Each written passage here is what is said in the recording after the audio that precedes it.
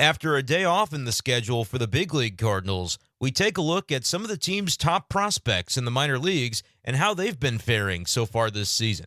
Coming up on B Schaeffer Daily.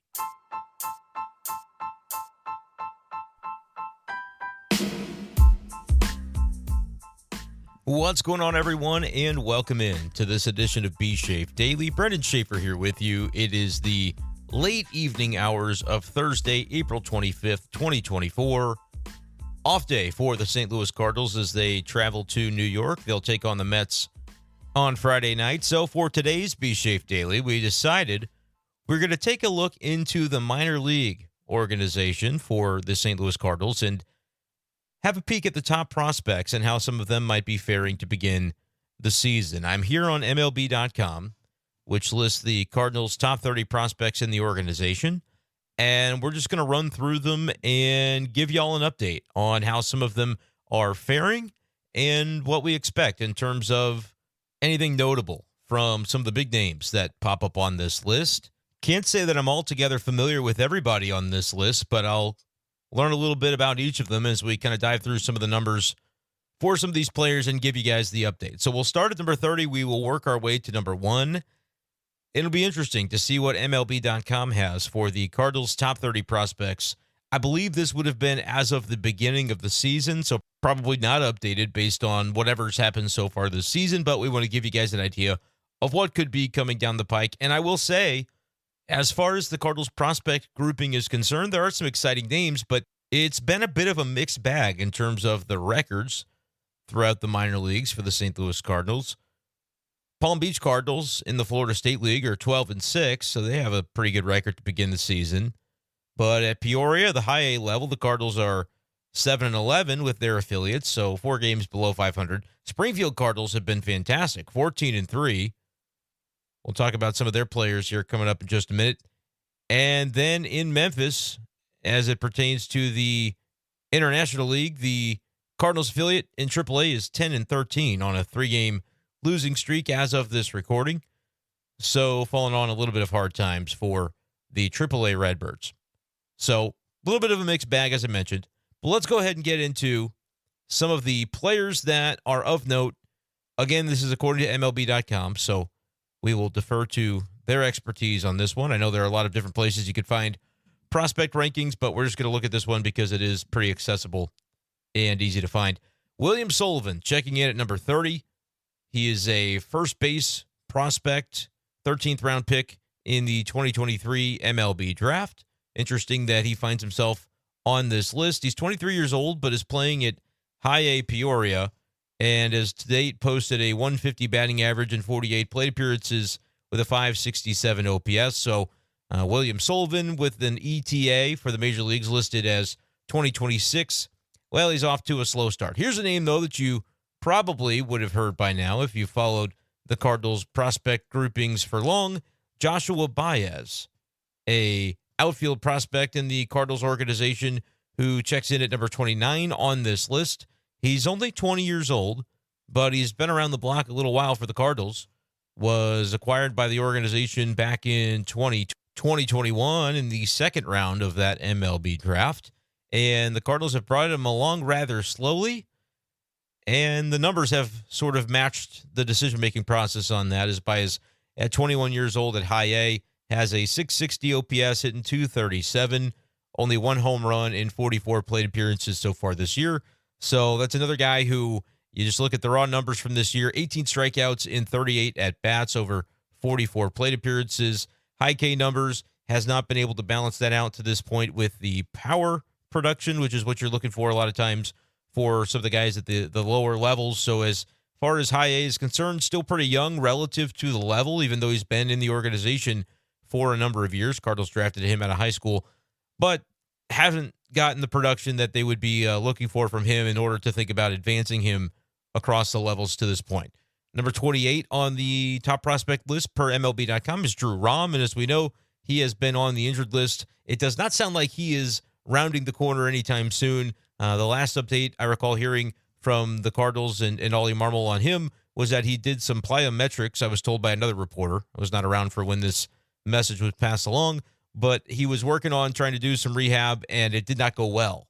evidently. So Drew Rom, who I believe is going to see Dr. Keith Meister this week, which is not typically a good sign, could mean a surgical intervention for Drew Rom. But remember, he started a handful of games for the Cardinals last season as the Cardinals were sort of just trying to fill out innings at the end of 2023.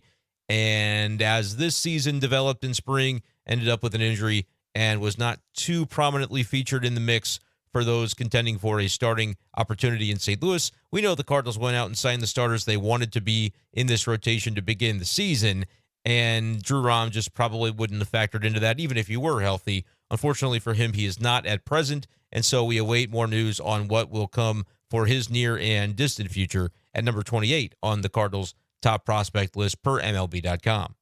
Number 27 here on this list is Andre Granillo, a right-handed pitcher who is currently with AA Springfield and has some pretty good numbers. The first guy on our list here that we're reading off to have a decent start to the season. 8 2/3 innings, has one save to his credit, a 3.12 ERA with a 242 opposing batting average, 11 strikeouts in the 8 2/3 innings.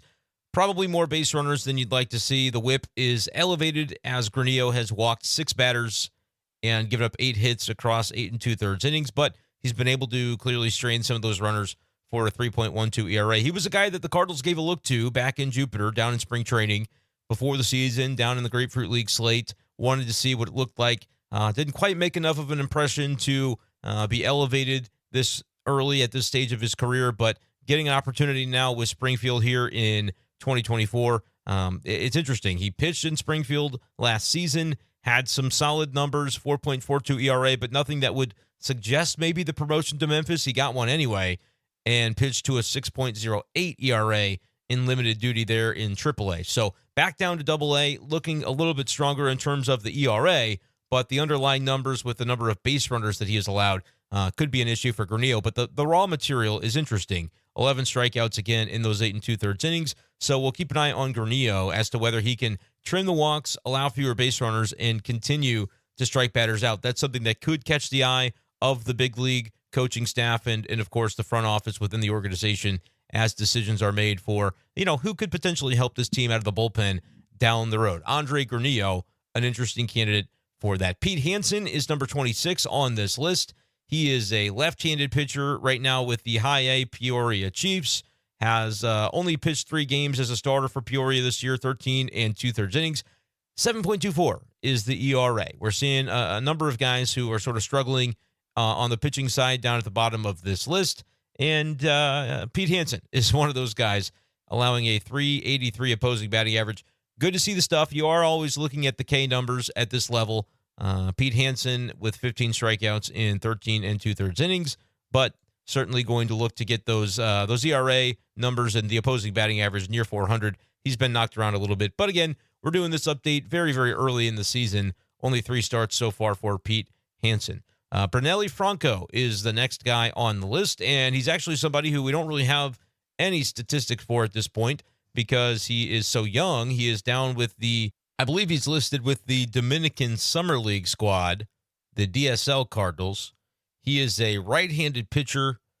Trying to catch the age on Brunelli Franco, and it's certainly doing a video like this that can make you feel old. He's 17 years old. The right-handed pitching prospect for the Cardinals was signed as an international signing. I believe this was during the last signing period in January. Reading a story here from Daniel Guerrero of the St. Louis Post-Dispatch, who mentions that his fastball range is in the low 90s, can touch 94 miles per hour. That's according to Baseball America's scouting report of Franco, but I find that in the DG article with the Post-Dispatch. Listed at 6'3", 209 pounds, a right-handed pitcher, so just 17 years old. At the Dominican Academy, I would assume at this point, just 17, but making waves, at least as far as making this Cardinals prospect list of the top 30 prospects within the organization. Again, he ranks 25th overall in the Cardinals organization, and then there is an MLB international, top international prospects list as well, and that includes folks from all organizations. He also ranks 25th in baseball among international prospects at this point in time. ETA 2029, so still a guy that is a ways off, but sometimes those guys are signed at very young teenage ages and end up panning out for the organizations that sign them. We've seen that a number of times throughout Major League Baseball. So a name to know, Mr. Franco. Could be a ways away, but certainly the raw materials are interesting. No stats for him, though, at this point because he's not playing with any of the affiliated teams that we know and love here stateside. Number 24 on the list is a name you do know. It's Ryan Fernandez, Cardinals reliever. Evidently made the top prospects list for the Cardinals, given that I was not a big leaguer before this season. And Ryan Fernandez is really impressed. He's got an ERA right now sitting at 3.00. And it's been interesting to see sort of the way that he has evolved within his role already within the young season for the St. Louis Cardinals. He's a guy that pitched a little bit in AA and AAA last year.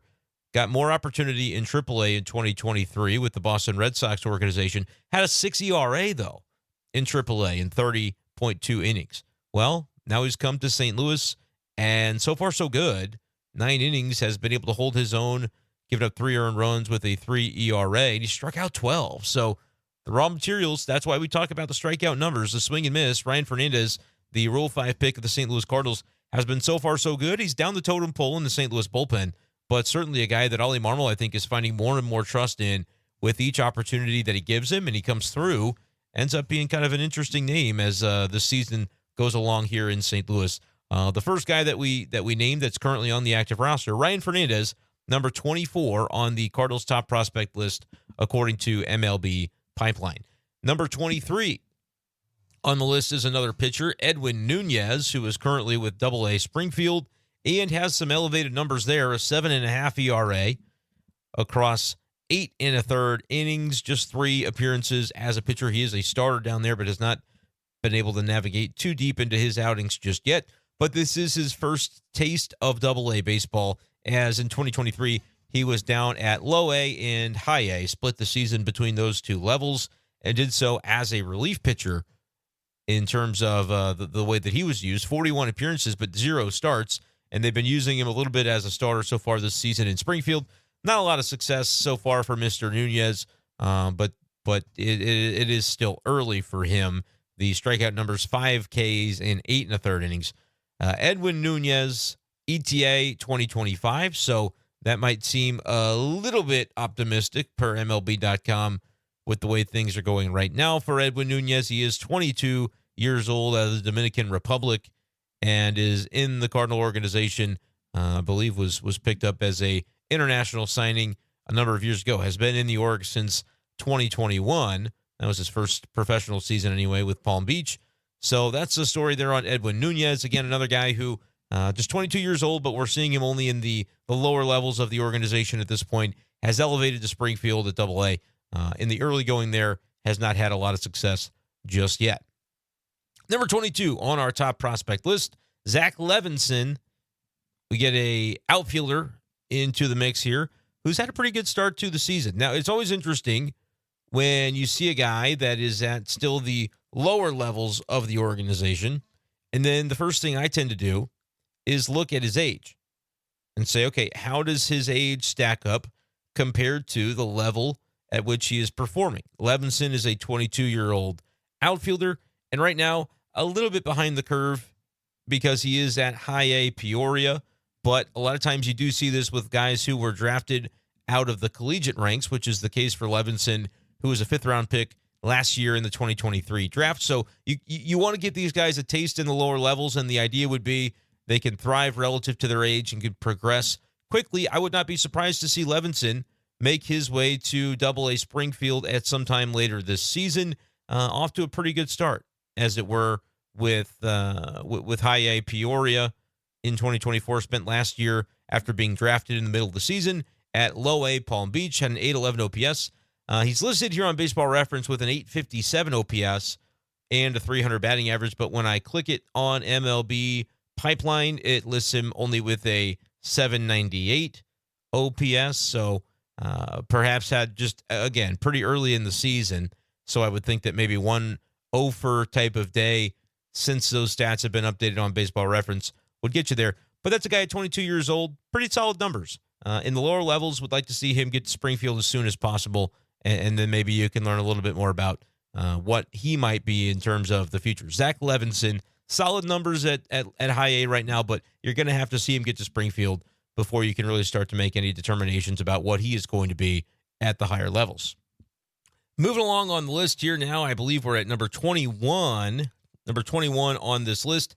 And this is an actual interesting name. We've kind of had a few names that maybe folks aren't too familiar with, but Quinn Matthews is one who, has been off to a very electric start to his professional career with the Cardinals so far. And you may remember him. It was a guy that was drafted last summer by the Cardinals in, the fourth round? I was thinking it was the third round. It was the fourth round last year. He's 23 years old, going to turn 24 in October. Left-handed pitcher, big guy, 6'5", 188 pounds. You may remember him from last collegiate season in the College World Series, I believe it was.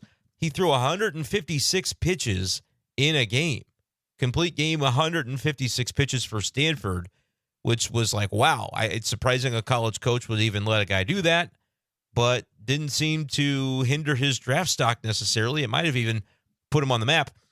And for the Cardinals, they said, okay, this is a guy who threw 124 innings in his final season with Stanford. We're not going to have him pitch in affiliated baseball the rest of 2023. They had him take the rest of the season off from at least official competition.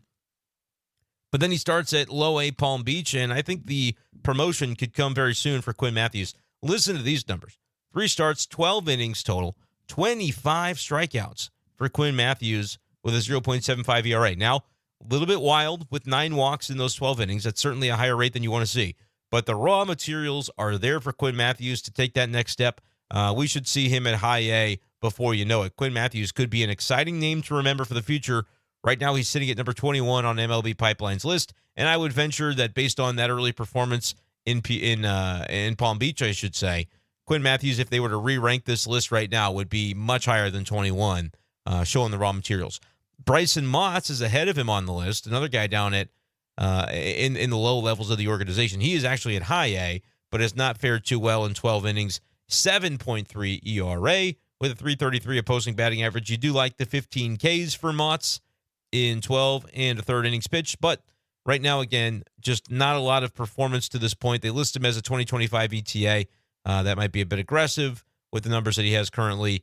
Guys got to get to Springfield before you can really think about what their future could be and how quickly they could elevate to the big league level.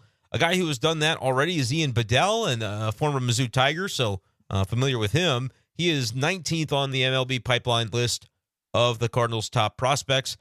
3.77, the ERA for Ian Bedell. He's a guy who Cardinals drafted back in that 2020 draft, actually, which was truncated. We remember several of the names from that draft: Jordan Walker, Mason Wynn, Tink Hence. Well, Ian Bedell was in that draft as well, but ended up having, I think it was Tommy John surgery. He missed a good bit of time after a TJ that I think he underwent early in 2021. So for a guy who pitched several years in college and now is just trying to make his way at the professional level, he's 24 years old, so he's a little more experienced. Will turn 25 already in September, but has elevated this year to Double-A and seems to be holding his own. If I'm the Cardinals, that would be a guy that I would look to promote aggressively, simply because he, on the age curve, you want to kind of see how quickly he can maybe propel and get his career jump-started. 17 Ks in 14 and a third innings, a 3.77 ERA thus far in those 14 innings in Double-A Springfield. Could be a guy that I'm not sure we'll see him in 2024 necessarily, but if he could find his way to Memphis before the end of the year, I think that would be an appropriate step for Ian Bedell to take. Again, when you have a year that you miss essentially because of a Tommy John as a pitcher, that can be difficult, especially when you are already a multi-year college player and the age just kind of starts to creep up a little bit. Guys sort of get into that 25, 26 range in terms of age, and they enter into really non-prospect territory, especially at the lower levels. If you're in AAA already at that point, that may be a different story. It depends on circumstances. But for Bedell, I certainly think he is a prospect at this point. The Cardinals are just going to have to kind of push him a little bit and see what he's able to come up with between his opportunities at Double-A so far this year and if he should get an opportunity later on this summer, perhaps in Memphis. The next player on our list is the number 18 prospect in the Cardinal organization per MLB Pipeline, and that is infielder Cesar Prieto, who came over in the Jack Flaherty deal at the trade deadline. He is a 24-year-old infielder, primarily, I believe, a second baseman. But the hit tool is something to take note of. He's got a 278 average so far with Memphis with a 756 OPS and has actually hit for a little bit of power as well. 4 home runs across 79 ABs in 20 games, with just 12 strikeouts. So nothing crazy there on the K numbers. Cesar Prieto, I don't think he's ever going to be necessarily a bona fide starter at the big league level, but he's a guy that we could see anytime, honestly, if there should develop a team need in St. Louis. Holding his own at Memphis. Not overwhelming numbers. You do like seeing the 4 home runs already this season. But for Prieto, I think it's just a matter of getting him to the big leagues and seeing whether that hit tool is something that could play in St. Louis. Right now, there do seem to be a number of infielders ahead of him in the pecking order, with everybody basically healthy across the infield so far for St. Louis. And recently, Jose Fermin showing up after really getting off to a strong start in AAA Memphis. So I'm not sure exactly how Prieto might be able to knock on that door, but as long as he continues to hit in Memphis, he will be somebody under consideration. Maybe a forgotten piece that was involved in the trade deadline dealings for the Cardinals last July, but I think an interesting one. Prieto checks in at number 18 on the MLB Pipeline list of top 30 Cardinals prospects.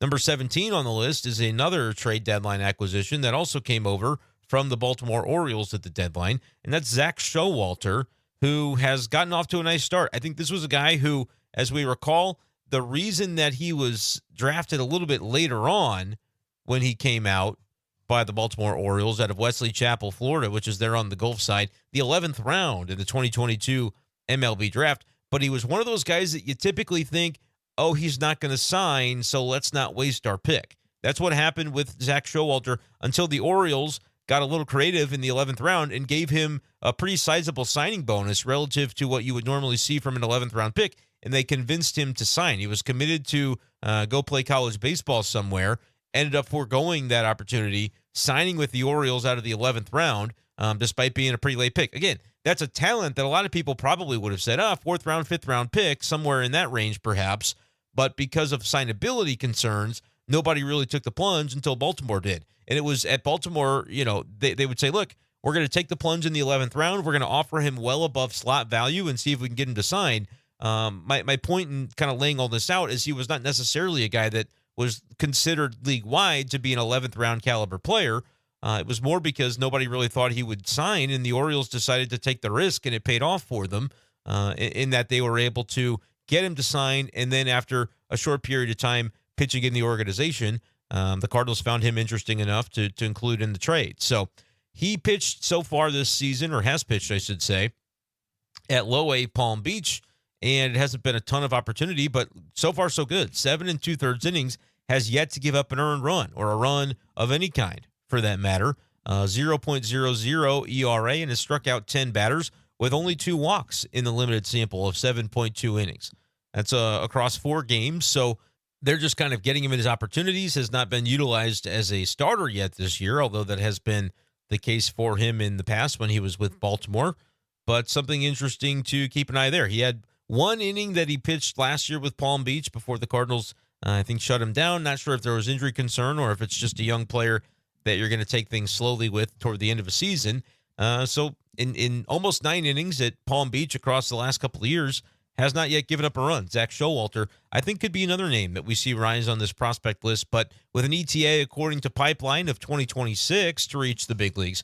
Still a long ways to go in terms of his development, but another name that I think is interesting in terms of the raw materials. Quinn Matthews, Zach Showalter, 2 of the more interesting pitching prospects that we've talked about so far on this list. And at number 16 is another one, in Adam Kloffenstein, another guy that came over during that trade deadline. He was a Toronto Blue Jay that came over in the Jordan Hicks trade back at the trade deadline of 2023 and had some solid numbers down the stretch for Memphis last year with a 3.00 ERA.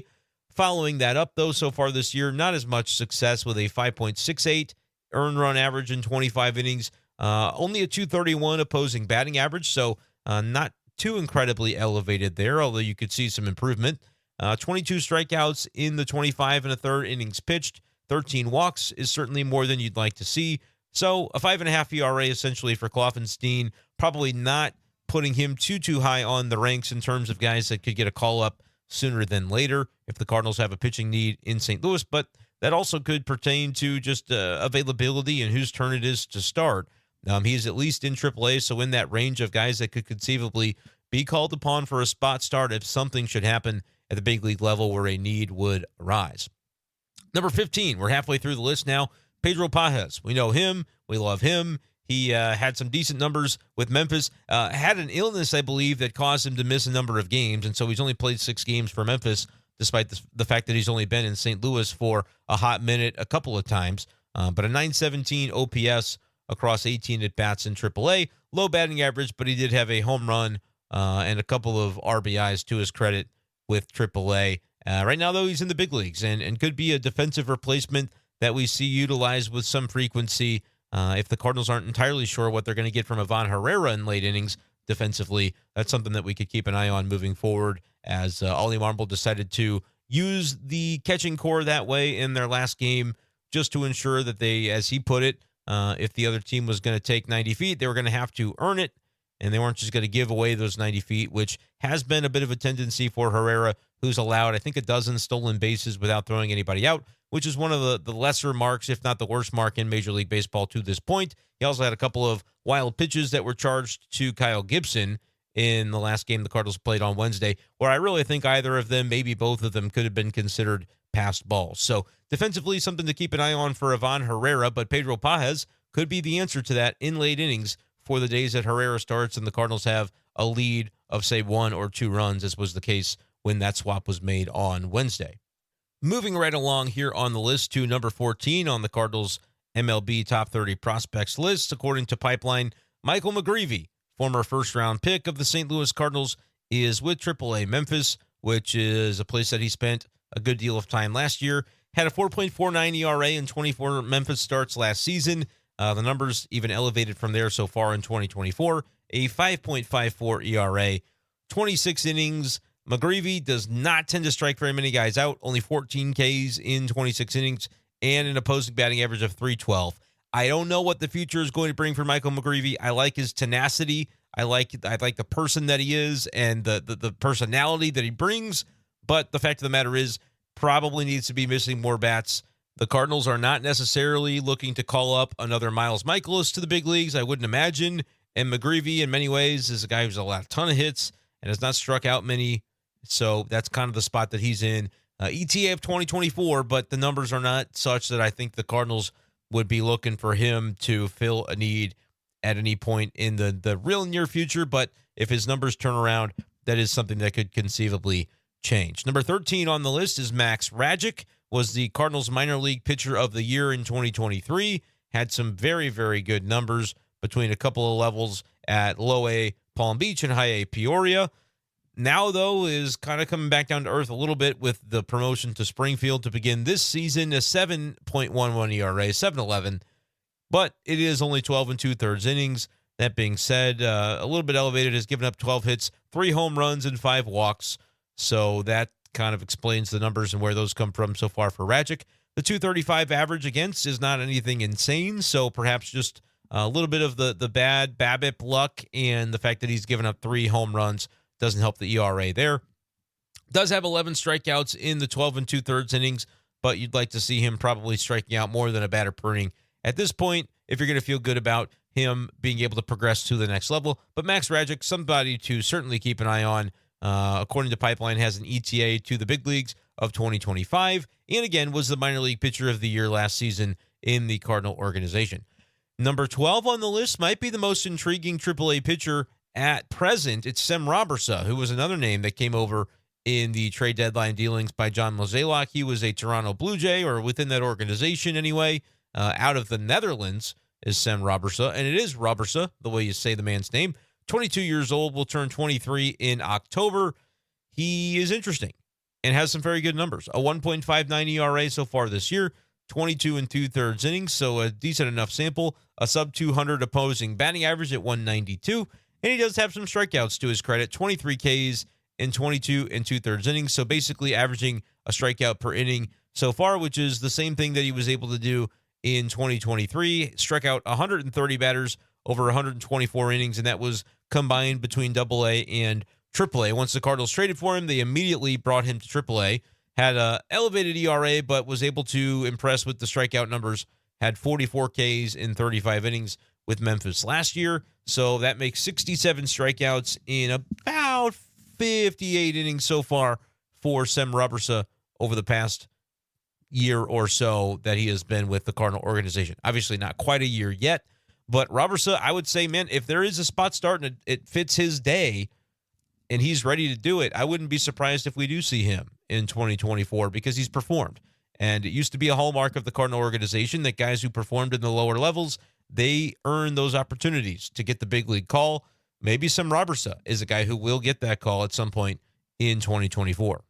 Continuing on with the Cardinals' top prospect list, we head out of the pitching department as we just listed and talked about 3 in a row, and we'll head behind the plate to Jimmy Crooks, who is a catcher in the organization listed by MLB Pipeline with an ETA to the big leagues of 2025, and you can kind of see why with the numbers that he has been able to compile so far in Springfield. Last year was interesting for him, spent most of the year with Peoria, got a brief opportunity with Memphis, probably just simply to get that Memphis team late in the season some catching coverage. You obviously got to make sure that those levels of the minors have the backup catchers necessary, and St. Louis continued to borrow from the minors when guys like Ivan Herrera were called up, so that could have been explanatory in that regard. But Springfield is where he has been this year, and he's got a 344 batting average with a 905 OPS. Has had really good on-base numbers, just 1 home run, but has drawn 5 walks in the opportunities over 9 games that he's had. So very interesting so far from Jimmy Crooks, who has a 905 OPS. I don't claim to know too much about his work behind the plate, but catcher with an ETA of 2025 could be interesting for the Cardinals. Also swings it from the left side, which is interesting for a catcher. Jimmy Crooks is number 11 on the MLB Pipeline top 30 list. Travis Honeyman will kick us off as we count down the top 10. 24-year-old outfield prospect of the Florida Coast League with the Cardinals. Not a ton in the way of statistics, so we'll head on over to the baseball reference page for Travis Honeyman. But that's a name that you've probably heard before because he was drafted with some decent capital, 2023. Was picked in the 3rd round by the St. Louis Cardinals out of Boston College. And he has yet to register any official statistics, again, with the rookie ball team of the Florida Coast League. So not a lot to read into yet from Travis Honeyman, but it was just last summer that he was drafted, so obviously still plenty of time for him to make a mark. Was dealing with a shoulder injury during his final collegiate season at Boston College, so that's something that limited him and could be part of the explanation for why the Cardinals are certainly taking it slowly with him at this point. But 3rd-round pick of last season, plenty of reason to believe that Honeyman could have a bright future in the organization. Wanbin Cho is an interesting name. Left-handed swinging outfielder for the St. Louis Cardinals, a former international signing with current ETA for MLB Pipeline of 2026 for him to reach the big leagues. Reading this right now off of the MLB Pipeline list and the blurb that's on there about Wanbin Cho. Instead of trying to be taken in the 2021 KBO draft back in South Korea, Cho moved to Atlanta a month after his 18th birthday and signed with the Cardinals in January of 2022. They've kind of brought him along slowly, but we saw him a little bit briefly at spring training back in Jupiter this year, and he is currently with High A Peoria after spending 2023 with Palm Beach. Had some solid numbers at Palm Beach. He's still just 20 years old, trying his hand at Peoria at the High A level. Slow start to the season through 15 games, only a 599 OPS for Wanbin Cho and an elevated strikeout rate with 22 Ks, but I don't think it's any time to panic just yet on the Wanbin Cho numbers. And in fact, he's been able to turn things around a little bit more recently within the last 3 games. He's had 4 total hits and was 2 for 4 in his most recent game with the High A Peoria Chiefs. So something to keep in mind there. But certainly the strikeouts are something you'll want to see addressed for Wanbin Cho. Looks like 12 strikeouts over his past 6 games. It's been a while since he's had a start where he hasn't struck out. April 13th is the last time that happened. So had a 4 strikeout game recently. For a 20-year-old player, nothing to panic about at this point in time. but an international signing that has the tools if he's able to find a way to put it together. And for the reason of his tools, he's ranked as the number 9 prospect in the organization per MLB Pipeline. Gordon Graceffo is a name you know, AAA pitcher for the Cardinal organization.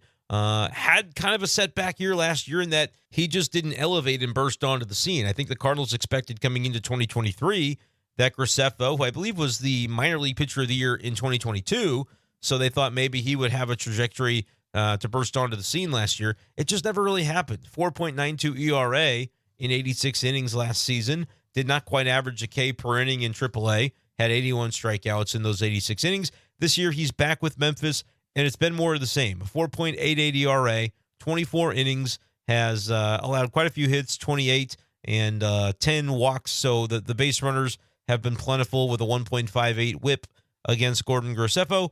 Averaging a strikeout per inning, though, and I don't want to read too much into what a guy's performance is at Memphis, as long as he's kind of middle of the pack, which I do consider those numbers for Graceffo to be, because ultimately it is a different game in AAA compared to the big leagues, and that can sometimes actually benefit pitchers to get the jump to MLB because they don't have to worry about the automatic ball strike system. There are elements of the strike zone that certainly do change. Graceffo is a guy that I'm certainly not counting out at this point in time, but you would like to see the raw numbers at Memphis improve, I think, before giving him a real look in St. Louis.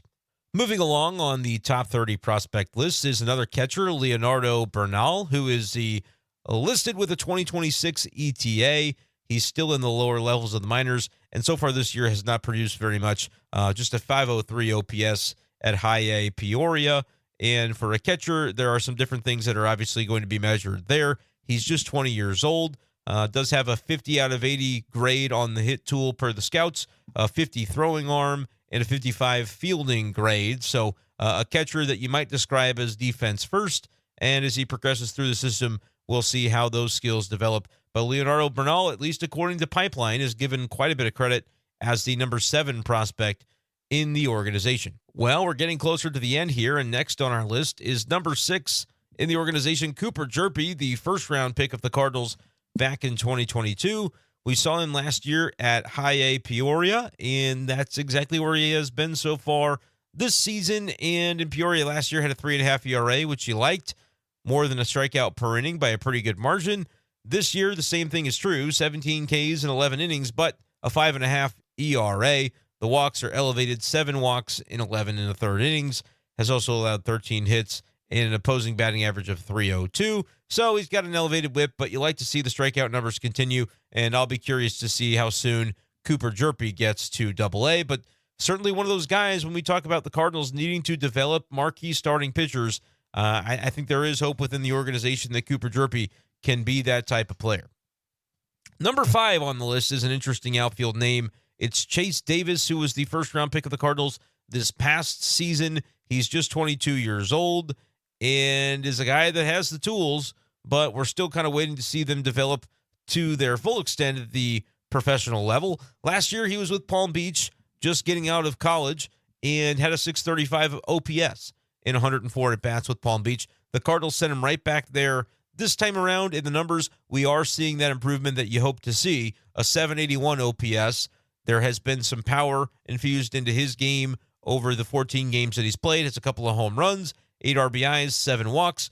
The concern that does still exist with Chase Davis is the 23 strikeouts, but he's a guy that, if you've been reading different things about him online, has been, I believe, tinkering with his swing from time to time, hoping to maybe find the one that can stick and then allow him to elevate levels throughout the organization. I was excited for the Cardinals when they took Chase Davis with that first-round pick last year, outfielder out of Arizona. He went undrafted out of high school in 2020 during that truncated 5-round MLB draft because of COVID, and really was able to head on out to the Pac-12 and the Arizona Wildcats and burst onto the scene, particularly in his final season. He's shown power. He's got the ability to run, a good throwing arm. Just a matter of putting it all together. A very, very nice swing from the left side when he is going right. But low batting average right now. He's a guy who, again, you look at age, he's 22 years old. So you would like to see that production at the lower levels of the minors, but you also have to understand that he is still very, very early in his professional career because he was a 3-year college player. So All of those things do factor in, but Chase Davis, I think, does have the tools. You just want to see the power continue to offset the swing and miss, and that's something you can live with as he continues to develop. Number 4 on the list, and now we're really going to just get into names that I do think y'all are going to know. Thomas Saggese is up to number 4 on the list. That's another guy when you say, oh, why did the Cardinals do what they did? Why did they trade Jordan Montgomery at the deadline? They should have.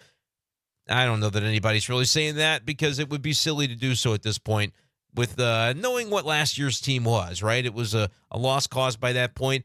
And now out of that trade deadline, you have Thomas Saggese, who may be the prize of the deadline. We still have one more name from that trade deadline that we have not named on our top prospect list that ranks a little bit higher than Saggese does, but he's been very good so far with AAA Memphis this year.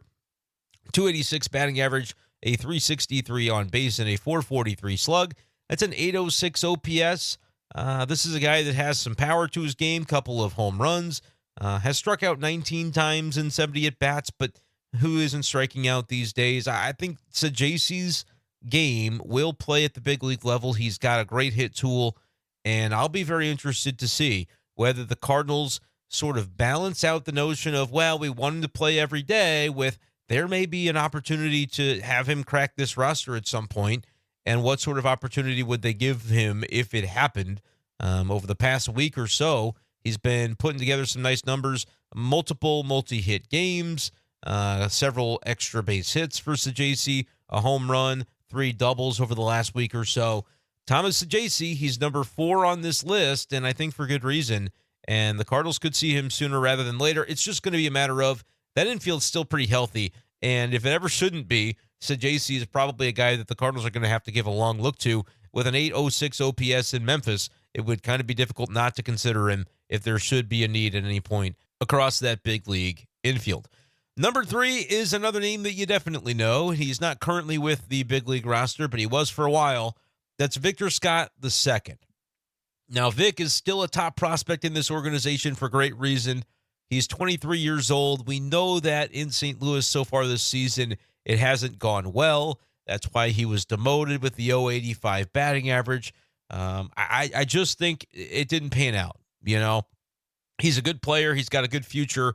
The Cardinals brought him along rather quickly. I was in support of it. Obviously, in retrospect, we can look at it and say, well, that probably wasn't the best thing. But I did. I was curious to see what Victor Scott might be able to do after the really strong showing that he had in spring.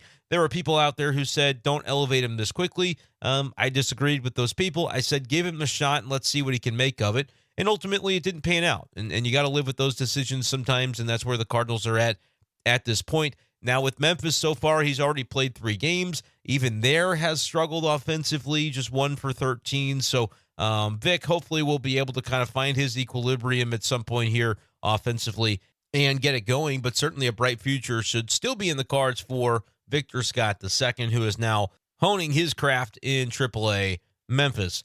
Number 2 on the list, I said there was one more guy acquired at that deadline last July, and this is him. It is right-handed pitcher Tekoa Roby, who is with the Springfield Cardinals as of this point. Cardinals have elevated him, did so last year, in fact, where he had 12 innings in Springfield, had a 3.00 ERA with 19 strikeouts in those 12 innings. He's right back there in Springfield. The numbers not quite as strong so far as he's been hit around just a bit. 17 hits, has given up 6 home runs in just 3 games, which is certainly an elevated stat, but does have 15 strikeouts. Tekoa Roby, the raw materials are there. He's just got to find a way to hone them. And it says ATA of 2024 here on MLB Pipeline. I don't think that's going to happen, but I wouldn't say it's out of the question if he could catch fire. He could find his way into the Cardinal rotation sooner rather than later, but keep in mind, he is just at AA Springfield. There are a couple of names like a Sem Robertson who are closer in that Sem is at AAA and has been performing. So if there should be a need arise, yes, it's partially going to depend on the day of the week that it is and who's fresh and healthy to join a rotation. But I'm also looking at Tekoa Roby going, man, if he could just have a good month at some point, the Cardinals, I think, would give him a long look, not only for a promotion to AAA, but maybe at some point later this season, if things go really well, the big leagues. But I think they're also going to think, let's kind of take it slow and make sure that they're not throwing too much too fast at Tekoa Roby.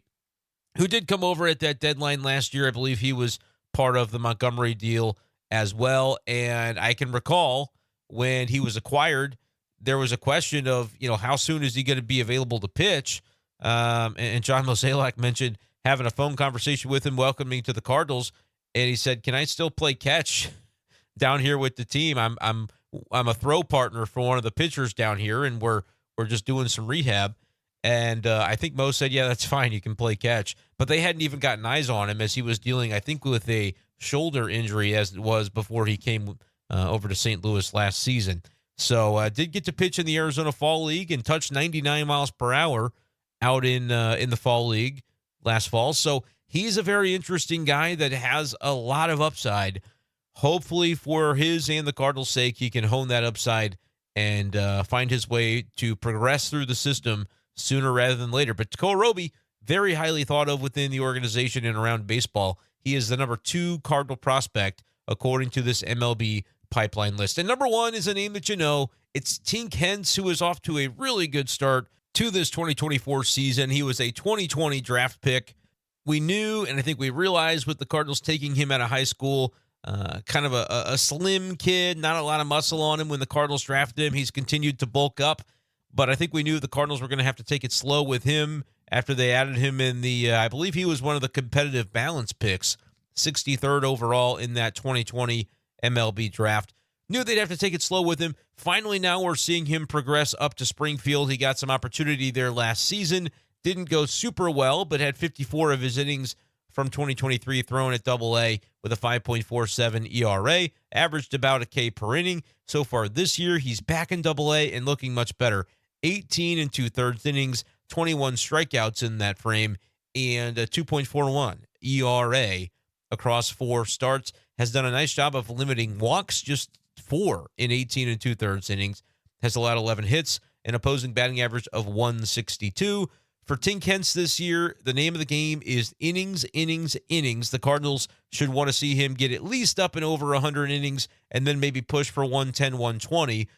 Because, again, if you think Tink Hence has the talent to join this rotation as early in St. Louis as 2025, that's all well and good. The innings load is something that you're going to have to figure out because we've seen it with teams like the Miami Marlins. They have all of these young pitching prospects that are so exciting, but they continue to get to the big league level, and then they say, "Oh, we're going to send this guy down in order to sort of manage his innings."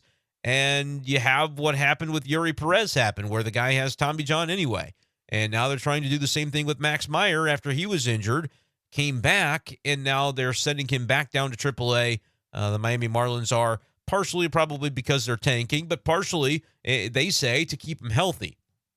I'm just not entirely sure that makes sense.